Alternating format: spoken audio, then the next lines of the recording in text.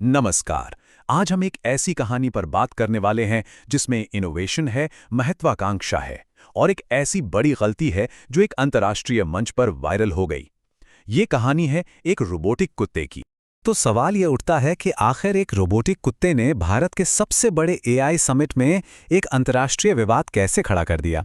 मतलब एक ऐसा इवेंट जिसे भारत की तकनीकी ताकत दिखानी थी, वो कैसे एक चीनी रोबोट डॉग की वजह से अंतर्राष्ट्रीय शर्मिंदगी का कारण बन गया। चलिए इस मामले को जरा गहराई से समझते हैं। तो चलिए सीन को समझते हैं। जगह है नई दिल्ली और मौका है एक बहुत बड़े हाई प्रोफाइल समिट का, जिसका मकसद था दुनिया को ये दिखाना कि टेक्नोलॉजी में भारत कितना आगे है। और हाँ, ये कोई छोटा मोटा इवेंट नहीं था। सोचिए, 20 से ज्यादा देश, 3 लाख से ज्यादा लोग, मतलब दुनिया भर के बड़े बड़े नाम, इन्वेस्टर्स, कंपनियां सब वहां मौजूद थे। तो जाहिर है मंच बहुत बड़ा था और दांव पर भी बहुत कुछ लगा हुआ था। और इसी बड़े मंच के बीचों बीच एक्सपो में एक स्टॉल था गलगोटियाज यूनिवर्सिटी का। ये एक प्राइवेट यूनिवर्सिटी है जो आर्टिफिशियल इंटेलिजेंस में अपने काम को दुनिया के सामने रखने के लिए पूरी तरह से तैयार थी। और बस यहीं से पूरी कहानी में एक जबरदस्त मोड़ आता है। एक प्रोफेसर नेहा सिंह ओरायन नाम के एक रोबोटिक कुत्ते को पेश करती हैं और एक इंटरव्यू में ये बड़ा दावा कर देती हैं कि इसे यूनिवर्सिटी ने ही बनाया है। ये वीडियो देखते ही देखते वायरल हो गया। लेकिन आज के ज़माने में इंटरनेट पर कुछ भी कहाँ छिपता है। जैसे ही ये वीडियो वायरल हुआ, दुनिया भर के टेक एक्सपर्ट्स और कह सकते हैं ऑनलाइन जासूसों ने इसकी पड़ताल शुरू कर दी। अब इस स्लाइड में जो बात है ना, वो सच में देखने वाली है।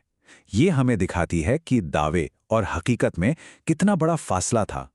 सोशल मीडिया पर लोगों ने तुरंत पता लगा लिया कि जिसे यूनिवर्सिटी अपना इनोवेशन ओरायन बता रही थी, वो असल में चीन की एक कंपनी यूनिटरी का गो टू मॉडल था।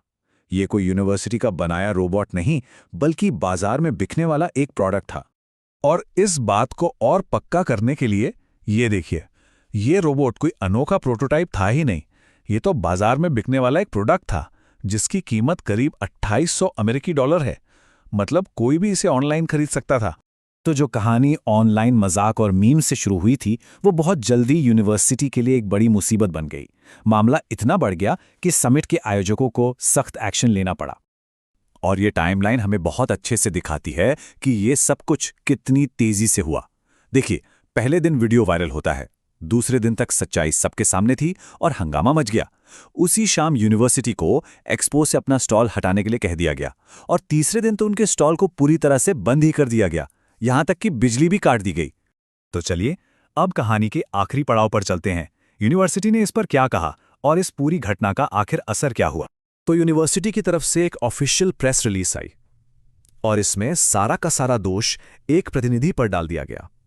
कहा गया कि वो कम जानकारी वाली थीं, उन्हें बोलने की इजाजत नहीं थी और उन्होंने बस उत्साह में आकर ये गलत बयान दे दिया। खुद प्रोफेसर नेहा सिंह ने भी सामने आके माफी मांगी। उनका कहना था कि इवेंट के माहौल और जोश की वजह से उनकी बातों को गलत समझ लिया गया और वो ठीक से अपनी बात रख नहीं पाई। तो यहाँ सबसे ज़रूरी बात यह समझने की है कि इसका असर सिर्फ एक यूनिवर्सिटी की साख तक ही सीमित नहीं रहा। इसका असर कहीं ज़्यादा बड़ा और गहरा था। इस एक घटना ने मेक इन इंडिया जैसे बड़े अभियानों की विश्वसनीयता पर सवाल खड़े कर दिए। और सबसे दुख की बात यह थी कि इसने उन असली इनोवेटर्स की मेहनत पर पानी फेर दिया जो उसी समिट में अपना शानदार काम दिखा रहे थे। और ये पूरी कहानी हमें एक बहुत बड़े सवाल पर लाके छोड़ देती है। इनोवेशन की इस तेज दौड़ में अपनी कामयाबी दिखाने और दुनिया को धोखा देने के बीच की वो पतली सी लाइन आखिर कहाँ है? ये एक ऐसा सवाल है जो इस कहानी के बाद भी सोचने पर मजबूर करता है।